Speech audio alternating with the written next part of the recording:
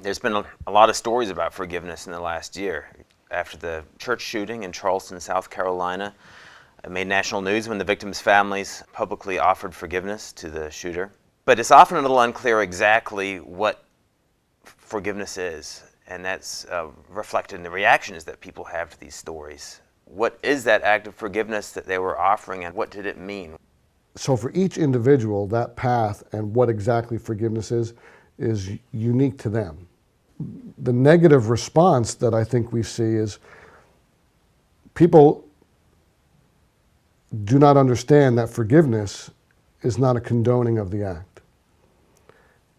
For me, forgiveness was simply letting go of the pain and anger and distrust and betrayal and all these things that had happened in my past, because my past was negatively affecting my present.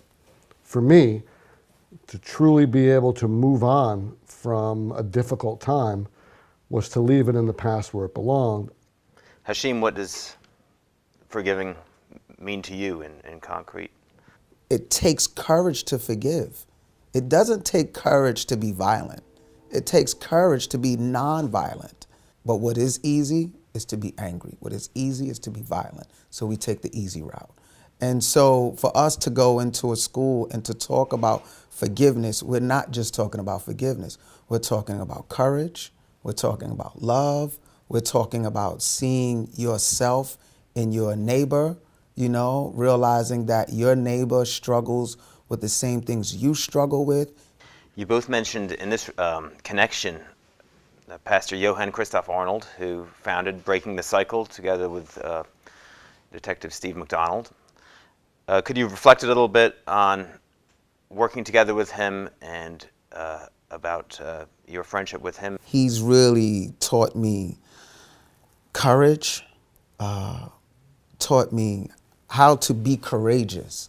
He stands up for what is right, you know, not what's right at the time, but what's right in God's eyes. And it may buck against the status quo of today, but it's about really doing what would Christ do in this moment? What would Christ say in this moment? What would God want me to do?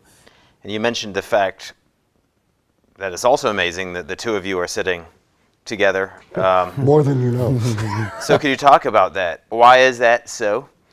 And how does that play out also in your conversations around some of these issues outside of when you're speaking together? Well, clearly we were enemies at one point. I mean, we didn't know each other back in the day when I was working in New York City and Hashim was doing what he was doing in New York City.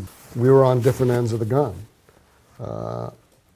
I was there to try and restore or keep peace, and my brother, and I say this with all due respect, you know, was out there causing havoc and chaos. You know, so what I like to say in the beginning of when I speak in the assembly is that had we crossed paths back in those days, we would have pulled our guns and we would have pointed them at each other. And if either one of us made a move the other guy didn't like, there's a real good chance we could have tried to kill each other. And even when I say it in this moment, and I've said it hundreds of times, I get emotional about it. Because now the man sitting next to me is my brother, my best friend, you know, and so how did we get here? How did this happen? I like to say we have at least two things in common. One is that we're both human beings, and that's a fact that everyone on this earth has in common that we seem to forget. And two, that our paths regarding forgiveness, although different, is really what has brought us together. We can show, and we do show, that it can work today. That two people, and I know what he's done, and he knows what I've done. But we can still call each other brother, and still say that we love one another. Hashim, what lessons do you draw from this?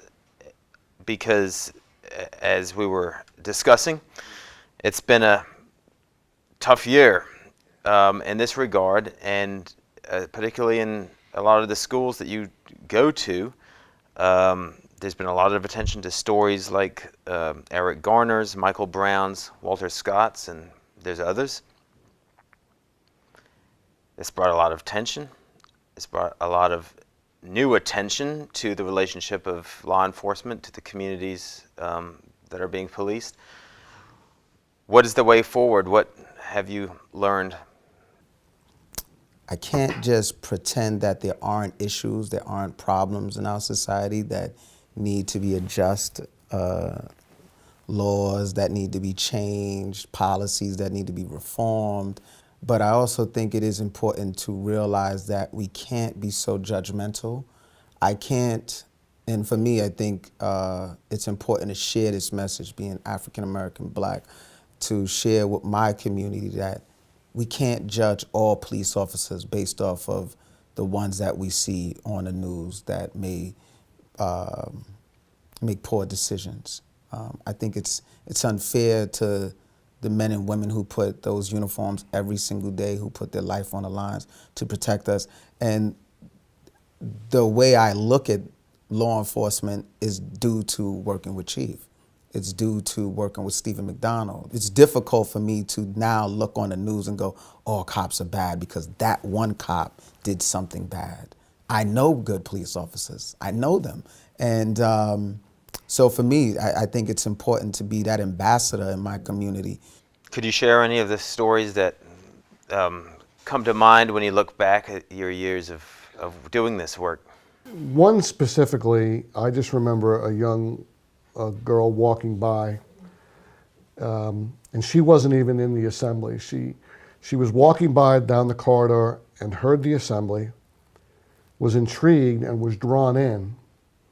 And after the assembly, she came down to HASHIM and I and said, you know, you guys saved my life. I was going to kill myself today. And she wasn't even supposed to be in that assembly.